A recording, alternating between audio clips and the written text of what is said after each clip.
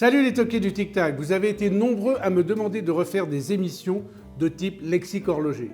Alors aujourd'hui, je reviens sur les petites complications avec des montres d'enfer que nous avons sélectionnées pour évidemment expliquer le propos. Alors pour tous ceux qui pensent qu'une grande date, c'est celle de leur anniversaire, qu'une réserve de marche, ça sert uniquement à ceux qui fabriquent les escaliers, ou qu'une phase de lune, c'est la fesse gauche ou la fesse droite, alors pour cela, installez-vous confortablement car vous avez besoin de réviser vos cours d'horlogerie. On va parler aussi du GMT, des chronographes, avec bien sûr des montres canons pour illustrer tout cela. Alors vous êtes prêts? Action!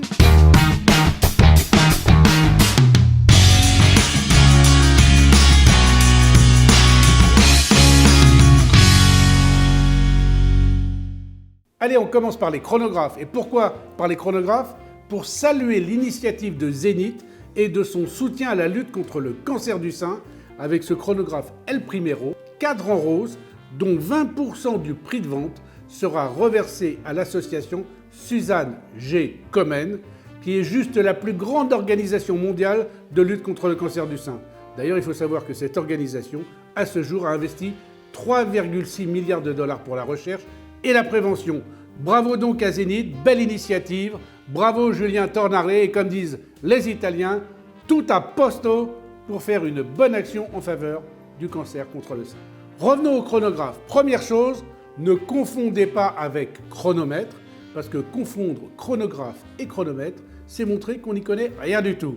Quand une montre est marquée chronomètre, c'est la certification de son calibre et donc sa performance chronométrique qui a été contrôlée. Généralement, -4 plus 6 secondes par jour, avec la norme du COSC. Le COSC, c'est le contrôle officiel suisse des chronomètres. Donc, je chronomètre un temps, mais je chronomètre avec un chronographe. Facile, un petit moyen mémotechnique pour s'en souvenir. Alors, il existe plusieurs sortes de chronographes, le flyback, la rattrapante, le monopoussoir. Alors là, j'en ai pris un simple, évidemment, avec les deux poussoirs et la couronne habituelle, mais j'en ai aussi pris un chez Cartier, pas piqué des hannetons, parce qu'il a des poussoirs pas courants, et donc vous allez découvrir ça. Petite astuce si vous n'êtes pas sûr de vous, vous dites ni chronographe ni chronomètre, vous dites chrono. Oh, quel joli chrono! Et là, vous êtes sûr de ne pas vous gourer. Pour illustrer le fonctionnement du chronographe, je prends donc cette magnifique Seiko Prospect Speed Timer. C'est un superbe chrono avec une roue à colonne et un embrayage vertical. Il faut savoir que la roue à colonne, c'est un peu les lettres du noblesse du chronographe. Un chronographe à roue à colonne, c'est un vrai beau chronographe. Le déclenchement est plus précis, le déclenchement est plus franc, et vraiment pour les chronométrages, c'est ce qu'il y a de mieux. En plus, ce chrono, il est très sympa car son cadran reprend des éléments de la Krone chronographe de 1964 avec des index biseautés, du Lumi-Bright coloré sur les aiguilles, et puis des poussoirs, des boutons poussoirs assez proéminents qui lui donnent aussi très certainement son île un peu vintage. Plus proéminent par exemple que sur mon chrono Tissot Panda PRX, où là on a des poussoirs qui sont rectangulaires. Et là on a le poussoir chrono rond, le classique. Étanche à 100 mètres, cette pièce est animée par un calibre automatique que l'on peut voir au dos, très beau calibre, et qui assure quand même une réserve de marche de 45 heures. Ah, on a dit réserve de marche. Kazako, réserve de marche? Vous allez savoir ça tout à l'heure, on y reviendra. Toutes les spécificités des pièces que vous avez ici et tous les prix, vous les aurez évidemment dans le magnifique article que fera Chloé sur MyWatch, comme toujours, puisque aujourd'hui ce n'est pas la spécificité des montres qui nous intéresse, mais plus l'explication de ces petites complications. Je profite de l'avoir en main pour faire un rapide rappel sur ce qu'est une échelle tachymétrique. Alors l'échelle tachymétrique, c'est très simple. Vous déclenchez quand vous passez une borne sur la route.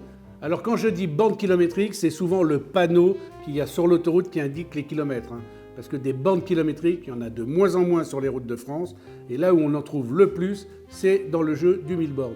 Pour ceux qui ont la ref, évidemment, ils nous laisseront un petit commentaire. Donc, je déclenche le chrono dès que je passe la borne. À la borne suivante, hop, j'arrête. Et là, je lis sur mon échelle qui est sur le réo la vitesse moyenne en km/h. Si par exemple j'ai mis 30 secondes pour faire le kilomètre, et bien évidemment, je roule à, alors les matheux, 120 km/h. Et oui, c'est marqué dessus, comme le port salut. Alors tous les chronos n'ont pas d'échelle. Ma PRX par exemple n'a pas d'échelle, mais on a aussi d'autres chronos qui ont d'autres échelles. l'échelle pulsométrique, l'échelle télémétrique, l'échelle asmométrique. Je vous mets l'affiche des émissions consacrées aux échelles de pompiers. Charlotte, franchement, tu trouves ça malin? Mais tu crois pas si bien dire, parce qu'on a tourné une émission chez Mayer Vintage à Lyon, où il y avait une LIP avec des échelles, notamment asmométriques, tu vois, et pulsométriques, et avec une double aiguille, et c'est notamment une montre destinée aux pompiers. Et voilà. Donc salut la famille Mayer, ça au moins c'est du teaser. Maintenant, je vais prendre en main le chrono Cartier, perso je l'adore, car il y a un poussoir à 9h auquel on ne s'attend pas. Et là, je vous fais quand même une petite parenthèse de insider, back-office, de ce qui s'est passé avant l'émission. Et le gaufrage complet d'Étienne, qui m'a dit, en voyant ce chrono, c'est bien, on appuie là, mais on ne peut pas le remettre à zéro. Genre comme si Cartier, ils avaient inventé un chrono où on peut déclencher un chronométrage en appuyant sur le bouton ici à 9h, arrêter le chronométrage quand on n'avait plus besoin, puisque évidemment, vous voulez savoir, et puis après, on ne peut plus jamais chronométrer. Banana, Étienne. C'est parce qu'il faut appuyer sur le poussoir ici, le monopoussoir, voilà. Habituellement, on a des monopoussoirs ici, et c'est vrai qu'on aurait pu penser, j'avoue, que ce poussoir-là aurait pu servir comme le type monopoussoir. Genre, j'appuie, je déclenche, j'appuie, j'arrête, j'appuie, je remets à zéro. Eh ben non, ils l'ont mis là. Pourquoi? Ben moi je sais pourquoi. Pour piéger Étienne. Et ça, en horlogerie, c'est hyper important, ils l'ont fait exprès. Alors évidemment, comme toutes les quartiers, il y a les codes de la maison, aiguille glaive, signature secrète. Alors le bracelet est interchangeable. La mise à la taille Quick Switch du bracelet est hyper pratique parce que ça permet au maillon près de mettre à la taille le bracelet pour l'adapter au poignet. Donc ça, c'est vraiment bien. Bon, en plus, c'est une Santos, or et acier, ça revient très à la mode, l'or et acier. Et puis la Santos, bon, je vous passe sur ce que j'ai dit 1000 fois dans plein d'émissions. La première montre bracelet, faite pour, évidemment, Santos Dumont, l'ami de Louis Cartier, l'aviateur émérite qui voulait une montre au poignet. Et donc c'est Louis Cartier qui a inventé ça pour son copain Alberto Santos Dumont. Alors venons maintenant à la réserve de marche. La réserve de marche fait partie des petites complications utiles. Aussi bien la réserve de marche, la grande date, le GMT, on va vous expliquer tout ça là. Et puis il y a des petites complications un peu moins utiles, mais tellement plus poétiques comme la phase de lune. Et là aussi, j'ai des modèles à vous montrer. Donc la réserve de marche, franchement, c'est utile surtout pour les montres mécaniques à remontage manuel. Ici, j'en ai un très bel exemple, évidemment, puisque j'ai la Bulgari Squelette Octo Finissimo en titane. Vous le savez, c'est une de mes montres préférées. J'ai tourné toutes les émissions du Geneva Watch Days avec. Alors là, la réserve de marche, c'est une réserve de marche à secteur ou à guichet qui se remplissent au fur et à mesure que l'on remonte le calibre de la montre. Là, les guichets sont au-dessus de la petite seconde, située entre 7 et 8 heures. Et c'est quand même une montre qui affiche 8 jours de réserve de marche. Donc quand tous les guichets sont pleins, elle a 8 jours de réserve de marche. Donc ça n'est pas précis, mais ça vous donne quand même une idée de l'état de remontage du calibre. Plus facile à voir, évidemment, sur la portugaise 7 jours réserve de marche, avec son cadran dédié à 3 heures à la réserve de marche. Qui plus est, avec un secteur rouge qui indique comme pour une jauge à essence quand vous n'avez plus de réserve. Quand l'aiguille est dans le rouge, vous êtes vraiment sur la réserve puisqu'il ne vous reste plus qu'un jour de marche. Donc beaucoup plus facile à voir puisque vous avez le cadran avec les jours qui sont indiqués. Vous savez exactement combien de jours de réserve de marche il vous reste. Après, quoi dire d'autre? C'est une portugaise. C'est la collection chic de chez WC. Cadran surdimensionné que vient souligner une très fine lunette qui facilite la lecture évidemment de toutes les indications sur le cadran. Une date à 6 heures. Élégante, chic, raffinée. Calibre de manufacture de grande qualité. Décoration Côte de Genève, évidemment. Remontage pélaton, ça veut dire que la masse oscillante remonte dans les deux sens, donc efficacité maximale. Petite seconde dotée d'un dispositif d'arrêt, donc ça permet une mise à l'heure très fine et précise. Bref, une montre, une icône chez WC, la portugaise. Rappel historique sur la naissance de la portugaise. Rien à voir évidemment avec l'expression « avoir les portugaises ensablées ». Ceux qui ont la ref laisseront la définition en commentaire. Alors en fait, cette montre s'appelle portugaise car ce sont deux marchands portugais qui ont passé commande en 1939 d'une montre bracelet capable de rivaliser en précision avec un chronomètre de marine. Pour donner satisfaction aux deux marchands portugais, IWC a pris le calibre d'une montre de poche qui était très précis mais qui était un peu surdimensionné et ils l'ont mis à l'intérieur d'un boîtier de montre, peut-être une des premières montres surdimensionnées que les gens portaient au poignet. Et il y a maintenant dans la collection portugaise toute une déclinaison de calibres avec toutes les complications que vous pouvez imaginer. Très belle collection chez WC la portugaise. Et là en plus j'en ai une que je trouve particulièrement jolie. C'est la version évidemment de la portugaise réserve de marche 7 jours, automatique, mais en édition boutique. Et l'édition boutique elle est chouette, pourquoi? Parce qu'elle est bleu marine avec de l'or rose, un cadre ensoleillé de toute beauté et un bracelet en alligator préparé par Santoni, le bottier italien. Et franchement, là, celle-là, je l'ai piqué rue de la Paix, pour rien vous cacher. Je suis passé rue de la Paix, j'ai vu qu'il y avait ça, je savais qu'on parlait des réserves de marche, hop, je l'ai prise, ni une, ni deux. Alors bien sûr, je vois déjà les trolls qui vont dire pourquoi mettre un indicateur de réserve de marche sur une montre automatique. Eh bien, je vais vous le dire. Quand on a plusieurs montres et qu'on a un coffre, parce que n'oubliez pas, il faut mettre les montres dans les coffres. Quand on a plusieurs montres, eh bien, ça permet, quand on va changer de montre le matin, de voir que quand vous avez votre portugaise qui est comme ça, eh bien, vous voyez qu'il reste encore de la réserve de marche. Et en plus, elle a 7 jours de réserve de marche. Autant dire que pour celui qui change souvent de montre, c'est très utile. Et en plus, vous pouvez la mettre sur un remueur, ces fameux remueurs qui imitent le mouvement du poignet et qui remontent en permanence les montres automatiques. Ce qui veut dire que dès que vous la sortez du remueur, elle est plein pot pendant 7 jours, vous pouvez même partir 3 jours en week-end, vous revenez, vous la remettez sur le remueur, vous ne vous occupez plus de rien. Autre petite complication très utile, le GMT. GMT initial de Greenwich Mean Time.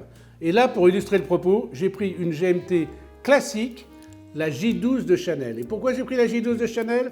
Parce que la montre est superbe, elle est en céramique. Que dis-je en céramique? C'est une icône au pays des montres en céramique, dessinée de main de maître par Jacques Le, le directeur artistique de Chanel, quand elle est née en l'an 2000.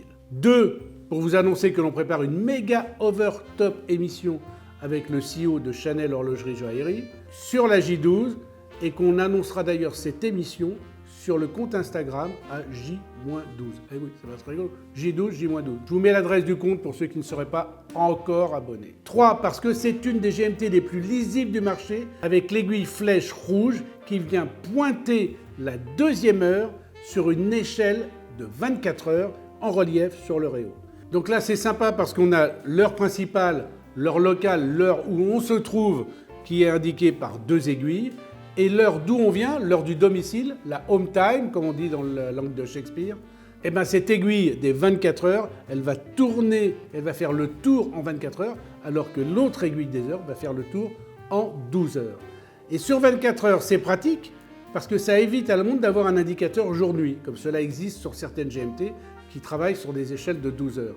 Là, vous savez immédiatement, grâce à cette flèche, s'il est 5 heures ou 17 heures. Et oui, on n'est jamais à l'abri, surtout quand on est à l'étranger en décalage horaire, de téléphoner chez soi en confondant 5 heures du mat et 5 heures de l'après-midi.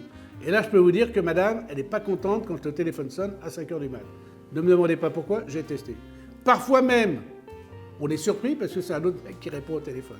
Ça, c'est arrivé à Étienne, j'en dis pas plus, cela ne nous regarde pas. Donc voilà pour le GMT, petite complique, très pratique, pour ceux qui voyagent souvent et qui prennent l'avion et qui changent de fuseau horaire. Finissons cette émission sur les petites complications avec les 2 dernières complications que je vous ai préparées, c'est-à-dire la grande date et la phase de lune. Et je dis la grande date et la phase de lune, pourquoi? Parce que les 2 sont sur un magnifique modèle Chopard. Mais là, on a donc une petite seconde ici entre 4 et 5 heures. On a une phase de lune entre 7 et 9 heures. Et on a une grande date à midi. Donc là, on a une triple complication, triple petite complication. On n'est pas loin de la grande complication. Cela va nous permettre de vous parler de la grande date et de la phase de lune avec cette magnifique montre Chopard que nous a prêté gentiment la maison Dubaï à Paris. La maison qu'il faut connaître pour tous ceux qui aiment les montres à complications. Vous allez sur les Champs-Élysées ou vous allez place Vendôme. Et là, vous rentrez et en fait, on est dans la boutique des bombasses de l'Orlan. Là, on pose le regard là, c'est ça, là, tous les grands sont là-bas, donc j'en dis pas plus, allez-y. Mais comme je vois dans vos petits regards que vous êtes en train de vous dire qu'il existe aussi des phases de lune sans la grande date, eh ben oui, je sais pas, j'en ai une. J'en ai une parce que j'en ai trouvé une toute petite, très sympa, et en plus à quartz, donc très adorable, quelques centaines d'euros. chez Tissot. Et oui, voici la Tissot Carson Premium Lady Moon Phase. La montre idéale pour offrir à sa dulcinée en lui disant « Chérie, j'ai choisi pour toi la plus romantique des complications horlogères. » Car en fait, à part être une complication romantique, la phase de lune, c'est pas très utile. Si peut-être un marin pêcheur qui veut connaître la lune pour l'influence sur les marées, ou à Nicolas le jardinier pour savoir quand est-ce qu'il doit planter ses poireaux, ou pour le scout qui va faire une explo en forêt, encore en forêt non, en plaine, et qui veut savoir quand est-ce qu'il y a une pleine lune pour voir clair. Mais croyez-moi, le coup du cadeau romantique, ça marche à tous les coups. J'ai testé pendant des années avant d'être marié. C'est du 100% One Again a Fly, garantie sur facture. Donc une jolie petite montre de 32 mm de diamètre, avec un guillochage circulaire au centre. Elle est étanche jusqu'à 50 mètres, pourvue d'un calibre à quartz comme je disais, qui en plus indique intelligemment quand il faut changer de pile. Parce que l'aiguille des secondes, elle fait des grands sauts en 4 secondes, et là ça vous dit coucou, il faut changer la pile. Une sorte d'indicateur de réserve de marche pour un truc à quartz, c'est plutôt sympa. Sympa, pas trop cher, bien fini, et en plus bien fini parce qu'il y a un petit disque en nacre juste au-dessus de la face de lune, et ça fait de jolis reflets irisés. Je passe du coq à l'âne, ça fait très mal comme disent les poules, et là je reviens à ma Chopard, puisque évidemment la Chopard c'est ma cerise sur le plateau de cette émission. La Chopard Lunar Big Date, édition Dubaï, comme je disais tout à l'heure, série limitée à 8 exemplaires, il n'y en aura pas pour tout le monde, je crois même qu'il n'en reste plus tellement. Alors la grande date, c'est la complique qui moi par exemple m'est la plus utile, parce que ça me permet de voir la date sans mettre mes lunettes, et ça c'est pratique. Je rappelle que la grande date est une invention récente, que l'on doit à la manufacture Lange & Söhne. Je vous mets l'affiche de l'émission qui est consacrée à la grande date. Mais sur cette pièce de haute horlogerie Chopard, ce qui est intéressant, c'est que l'indication des phases de lune est très précise, car elle ne bouge que d'un jour tous les 122 ans. Ce qui veut dire que Nicolas Chardinier, il n'a pas besoin de régler sa montre pour ses poireaux avant 122 ans. D'abord, il sera mort avant ses poireaux, ça c'est sûr. Et s'il laisse pousser ses poireaux pendant 122 ans, ils seront immangeables. Donc de toute façon, mais c'est une prouesse technologique. Non, ce qu'il faut, je déconne, mais il faut s'arrêter sur le côté sublime du cadran. Parce que là, sur la face de lune, on aperçoit même la grande ours dans le ciel étoilé. Et puis sur le cadran, index flanqué, aiguille dauphine, l'or rose et le cadran gris. La petite seconde, très belle petite seconde, avec en plus un secteur qui permet, puisqu'il y a un stop seconde, de faire un chronométrage entre 0 et 30 secondes. L'arrière volant droit, le calibre, alors le calibre je vous le montre, un Luc de très belle facture, certifié COSC, doté d'un micro-rotor en or et de platines décorées Côte de Genève. De toute façon, les Chopard, elles sont toujours magnifiques, très bien décorées. C'est des chefs-d'œuvre horlogers. En plus, il y a un discret poussoir situé à 4 heures pour la correction de la phase de lune. Bon, correction tous les 122 ans, donc il ne sert pas beaucoup le poussoir. Si bien sûr, la montre ne s'arrête pas entre-temps. D'où l'utilité d'avoir aussi, pour ce type de montre, un remontoir, parce qu'elle dispose de 65 heures de réserve de marche, et donc si vous la posez et que pendant 65 heures, pas dans un remontoir, elle s'arrête. Alors après, il peut y avoir évidemment une mise à l'heure, au jour, à l'année de la phase de lune. Ainsi s'achève l'émission sur les petites complications. Alors j'espère que ça vous a donné encore plus envie d'en savoir plus sur le monde mystérieux de la micromécanique, des inventions, parce que les mecs, il faut savoir quand même qu'ils se torturent pendant des années pour inventer des trucs qui parfois ne servent à rien. Mais tout ça c'est très beau, et c'est juste des Géo trouvent tout, et c'est un monde merveilleux.